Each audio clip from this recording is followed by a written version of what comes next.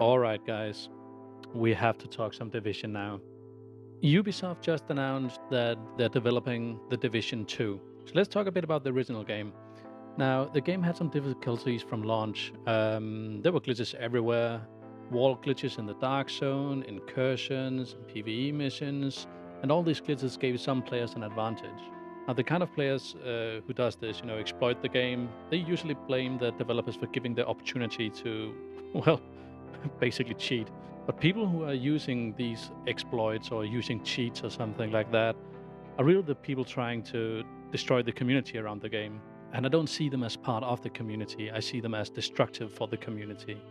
And players who cheat when playing PvP games or games where PvE play will affect your PvP play, they will always have a special place in hell for me. They simply lack the empathy and understanding of the fellow people and fellow gamers. Now, we play these games for fun, they don't. But unfortunately, these kind of players will be found in all games today, and they can't be stopped from trying to do their thing. But it's a major issue, and it's one of the big issues that also affected the Division, especially in the Dark Zone. Now, you had some of the, I would say, more normal exploits where, beginning of the game, the skills were so poorly scaled that you could become immortal if you wanted to. If you had gear sets and the skill power to just stack healing upon healing, you could get your healing resources or healing skills back faster than you could actually use them. So I wouldn't consider that cheating. I would just consider that, poor planning. I won't say poor development, because the development of the game is good. It's all about the people who use it. The Dark Zone also had other issues where you could be brought into lower tier lobbies with friends and basically become the king of the session.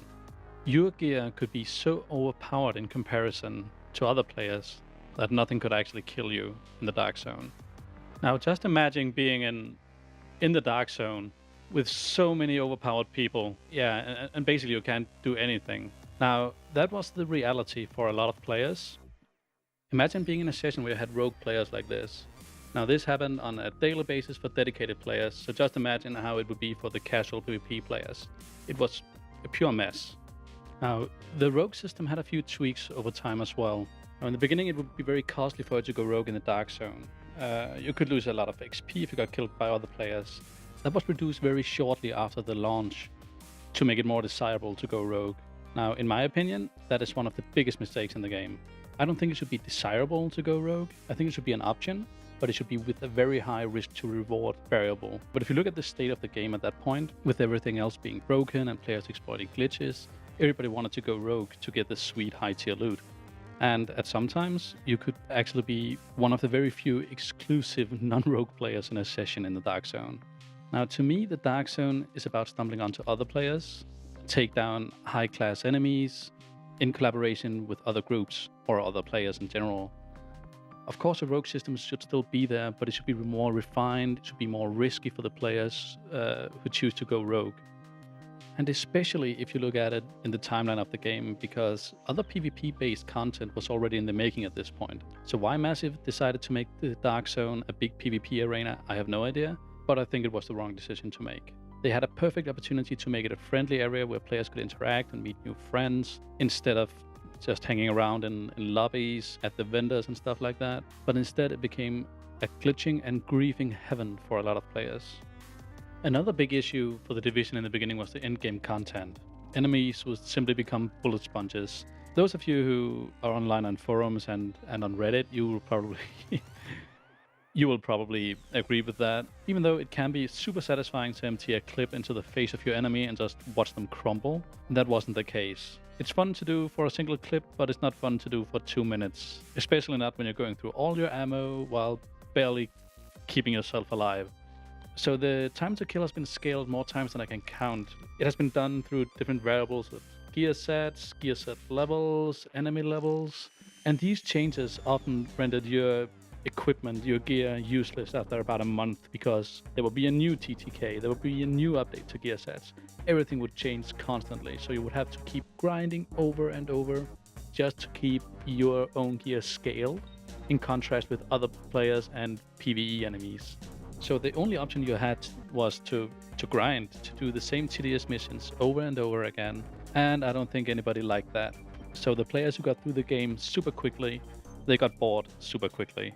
Same enemies, same missions, same repetitive task over and over for a chance of getting some kind of loot you might be able to use. And then we have the drop rates. In the beginning it was so shitty that you could only get higher level gear if you completed missions that were above your gear level. It's needless to say that you got completely smashed a lot of times. You didn't have a good team you could communicate with. So that made the grind very painful for a lot of players, and the frustration in the community made a lot of players leave fairly quickly. But luckily we had some great YouTubers out there who really wanted to fight for this game and provided Massive with a lot of information and feedback. Build guides were made, a pure shitload of numbers were crunched, and these guys kept developing videos and giving back to the community in a way that Massive didn't really do until later on in the game. And people from the community came to them with information on more than a couple of occasions to point their interests to certain skill sets or drop problems. Anything within the game that was an issue to people were usually snapped up by YouTubers who then made a video about it and communicated with Massive in some kind of way. But Massive have always listened to the community to some degree, and people like SkillUp and Marco Style, they quickly became ambassadors for the game. And with ambassador, I don't mean they're hired by Massive, because I do not believe they are. I think Marco Style put out a video a couple of days ago about him actually being offered a job at Massive, but he had to turn it down due to, well, him wanting to build his YouTube channel, and it would be a conflict of interest. But I know that Massive really wants to dig into the community and they want the feedback from the players. But SkillUp and Marco Style, they help build and shape the community around the division in some degree. And in my opinion, they've been part of the solutions to a lot of the problems we had in the game on launch, or since the launch. Now, I know a lot of people out there make videos on the Division still, because it's still an amazing game and there's so many aspects to it. It's a good loot and shooter. Now, the last thing I want to bitch about in this video is the inventory management. I know a lot of players have complained about this for good reason. If you look at this, I mean, the blocky way of clicking on a field to select your gear for, let's say, your vests, your body armor, and then marking things one by one, comparing them. You know, if you want to see the stats, you have to go up and down and mark instead of side-by-side comparison. This could often make you accidentally delete some of your gear sets. Luckily, we have a small lock now, so we can actually lock the gear we want to keep so we don't delete it by accident. But in the beginning, this was one of the big issues. It was one of the things that made me wish for a better system. Now, I would welcome another kind of system. You can see your character on the left, and if you kind of, point at the gloves or mouse over the gloves, drop out and select different things, and then use the right area for stats and stuff like that, that would be a lot more useful in my opinion. I hope this is something that we will see in the Division 2, is an improvement on the inventory management. I know a lot of people have discussed this in the past, so I won't get too much into that, and I'm very sure that Massive is aware of this issue. Now, the last thing I want to bitch about in this video is the inventory management. I know a lot of players have complained about this for good reason.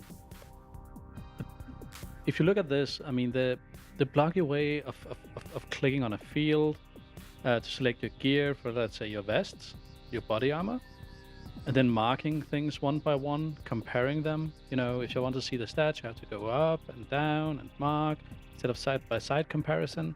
This could often make you accidentally delete some of your gear sets. Luckily, we have a small lock now, so we can actually lock the gear we want to keep so we don't delete it by accident. But in the beginning, this was one of the big issues. It was one of the things that made me wish for a better system. Now, I would welcome another kind of system. You can see your character on the left, and if you kind of, point at the gloves or mouse over the gloves, drop out and select different things, and then use the right area for stats and stuff like that, that would be a lot more useful in my opinion. I hope this is something that we will see in the Division 2, is an improvement on the inventory management. I know a lot of people have discussed this in the past, so I won't get too much into that, and I'm very sure that Massive is aware of this issue. And so this is, all these problems, these small problems, is what made me leave the Division. Not once, but twice. The last time I left the Division was 6 months ago.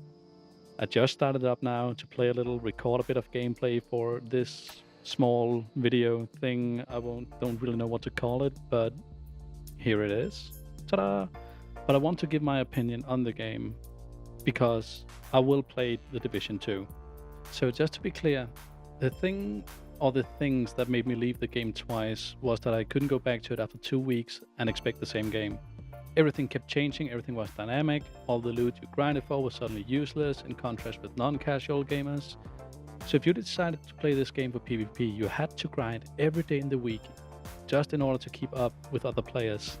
Now this is a good and a bad thing. The good thing about it is that it will keep a lot of the non-casual players entertained in the game, and they will have something to do all the time. Now there's no doubt that Massive is one of the best game studios to reach out to their own community and to indulge in the debates. They're highly active on Twitter, Reddit, they have their own Twitch stream, they have a weekly, I wouldn't say podcast, they have a weekly state of the game, or well, back in the days they had a weekly state of the game show. I'm not aware of the current state of that show, if it's still ongoing, but if it is, kudos to those guys for keeping this in the loop. And they have been so open with the information they're giving the players that I haven't seen anything like that in a long time. So a big kudos to Massive for doing this.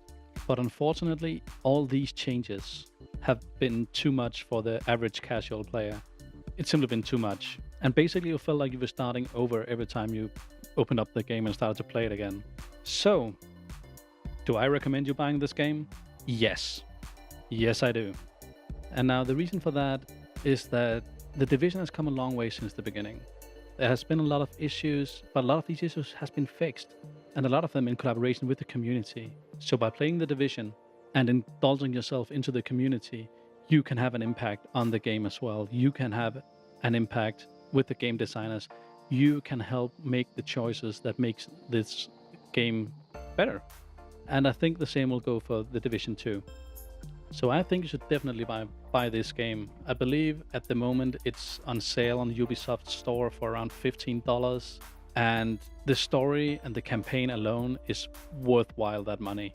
You can have so much fun just playing the campaign and enjoying the game and the scenery and the game engine. And yes, I know some people out there are screaming at this video now and declaring the game dead, and well, you're right and wrong. A game is not dead just because people exploit it and there are a lot of changes to the game. The Division is it's still a very breathing community. But if a game is dead or not has nothing to do with the amount of players who play the game or the percentage of people who bought it who are still playing it. In my opinion, it's about to make sure that those who play the game actually do have a good time and will keep playing it. But we're all different people, which is why, when you sit down and play a game as big as this, with all the RPG aspects of this game, it's not something that you can do very casually. It's something that you will have to spend your time on, and you have to dive into the game. Just like with any other RPG game. You have to get the loot, you have to check the stats, and you have to know what you're aiming for with your character. But this is also why there are different games out there. This is why some people prefer FIFA, Call of Duty, Battlefield, or even PUBG. We are different people and we have a lot of different taste in games. So just because some people think this is a great game doesn't mean that you think it's a great game. The only way that you can make sure that this game is right for you is by trying it out. Now, over the last couple of months, I noticed that The Division was a free-to-play game on the weekends a lot of times, and I'm sure it will come up again in the future. So keep your eyes out for this game. Try it, just for a weekend. See if you like it. And you don't have to be in the end game to go to the dark zone. You can try that as soon as you find an entrance to the dark zone. But if you're a fan of a looter shooter game, I do think this is one of the games for you. And if you are a fan of looter shooter games, I am pretty sure you already tried it.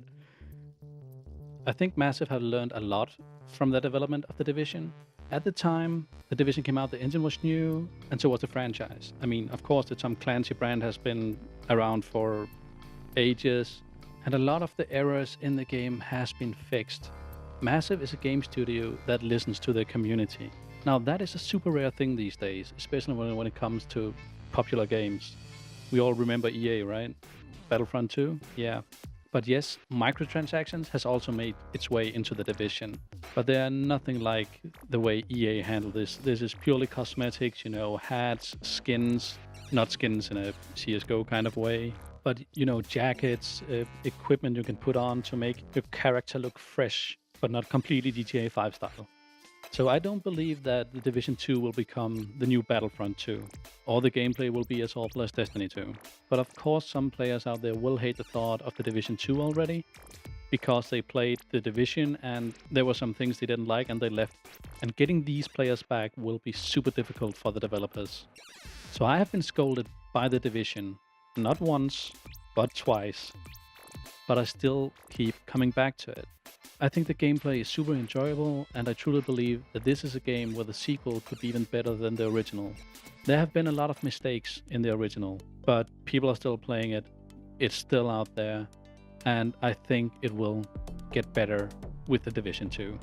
So I will do my best to stay in the loop for the release of the Division 2, and I will cover this game. No doubt about it. I don't think I have the tools or the time to do it in ways like Skill Up and Marco Style have done it, but I will play the game. I'm not sure if it will make YouTube content for me or if I will just chill with it and stream. I mean, only time will tell, so I'm not putting anything out there yet. But Massive, if you're seeing this, thank you for a great game so far. I know it had a rough start, and I know I haven't been true to you. I'm sorry for that. I failed you. But I know the journey has been tough. On you as well for the players. But I truly hope that the Division 2 will become a success. I'm really looking forward to see what you guys are planning.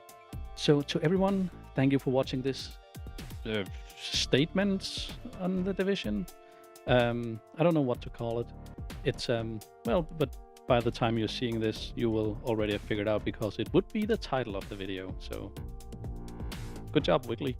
I truly hope that this will be one of the games that we will see within the next couple of years. Hopefully next year, Massive, please. But in the meantime, I would like to thank you guys for watching this video, and I will catch you guys in the next one. Have a great day, everyone. Bye.